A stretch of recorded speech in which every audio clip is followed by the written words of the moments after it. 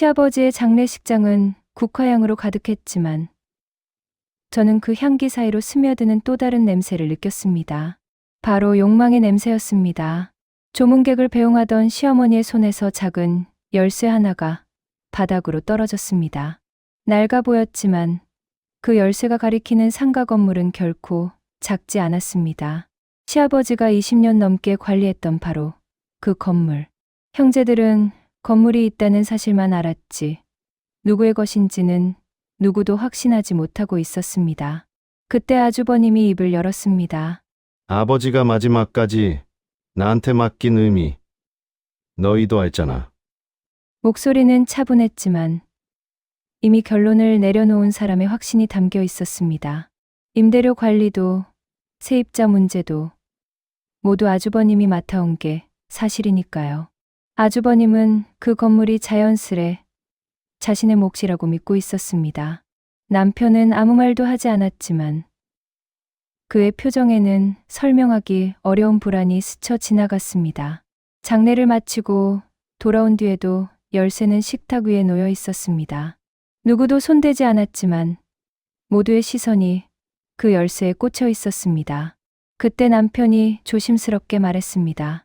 우리 이건 제대로 이야기해야 할 것 같아. 하지만 그의 말이 끝나기도 전에 형님이 냉소를 흘렸습니다. 이야기할 게 뭐 있어요? 이미 정해진 건데. 그날 밤 아무도 잠들지 못했습니다. 며칠 뒤 남편은 시아버지의 서재를 정리하다가 오래된 파일 박스를 발견했습니다. 먼지가 잔뜩 쌓여 있었고 안에는 장부, 세금 신고서, 그리고 몇 차례 명의가 따라 바뀐 소유권, 이전 서류들이 뒤섞여 있었습니다. 남편은 서류를 넘기다 얼굴이 굳었습니다. 3년 전에 아버지에서 형한테 명의가 넘어갔네? 근데 세금 처리가 엉망이야. 저도 서류를 들여다보며 낮게 중얼거렸습니다. 누군가 숨기려고 한 흔적 같아. 이건 사실상 명의 신탁 구조와 비슷해. 남편은 말을 잃었습니다. 그럼 건물은 원래 아버지 명의였어야 하는 거잖아. 그런데 왜 형 이름으로? 그날 저녁 남편은 결심한 듯 가족 회의를 소집했습니다. 하지만 서류를 펼치자마자 형님은 의자를 박차고 일어났습니다. 그걸 어디서 가져온 거예요? 형님은 서류를 움켜쥐었고 손은 떨리고 있었습니다. 이 문서 몇 장으로 우리가 10년 넘게 버틴 걸 부정하지 마요. 이 건물 없으면 우리도 무너져. 그녀의 떨리는 목소리에 방 안의 공기가 서늘하게 가라앉았습니다. 시어머니는 고개를 떨군 채 말이 없었고 아주버님은 창밖만 바라보고 있었습니다. 회의는 결국 폭발했습니다. 아주버님이 테이블을 쾅 치며 소리쳤습니다. 배신은 내 쪽에서 먼저 시작됐어. 내가 그 건물 때문에 얼마나 고생했는데. 밤낮 가릴 것도 없이 전화 받고. 배관 터지면 바로 달려가고. 너희는 그동안 뭘 했어? 남편도 물러서지 않았습니다. 형이 한 건 관리야. 소유랑은 달라. 아버지가 형한테 준다고 유언을 남기신 것도 아니잖아. 유언이 있어야만 인정돼. 아버지가 평생 나한테 맡긴 게 그 자체가 유언이야. 그때 형님은 울음을 터뜨렸습니다. 우리 애들 학원비, 대출 이자 전부 그 건물 월세로 메우고 있어요. 그걸 빼앗아가면 우린 어떻게 살라고. 참아왔던 말들이 한꺼번에 올라와 저도 결국 말했습니다. 그건 형님 가정 사정이고 법적으로는 상속 재산이에요. 당연히 다시 나눠야죠. 형님은 절규하듯 소리쳤습니다. 이러다가 우리 다 망해버린다고.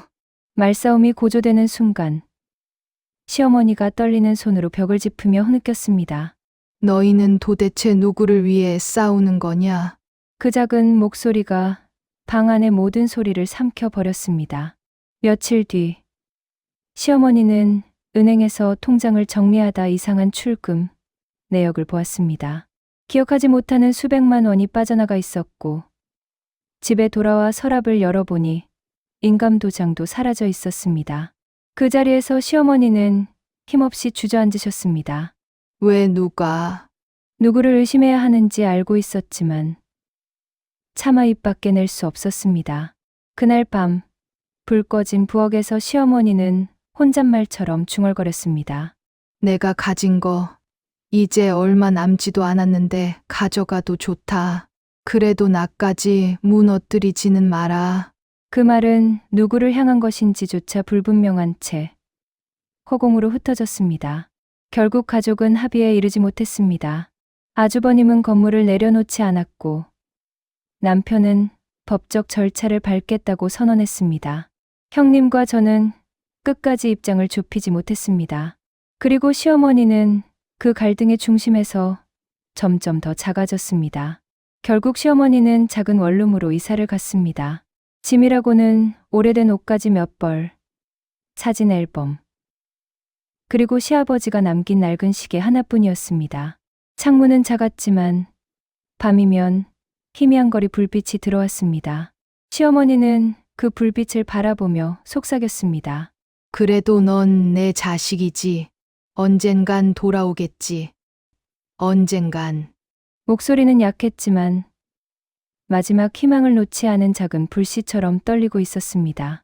창밖 불빛은 조용히 깜빡였고 시어머니는 밤새 눈을 감지 않은 채 그 불빛을 바라보고 있었습니다. 누군가 돌아올 것을 끝내 믿으면서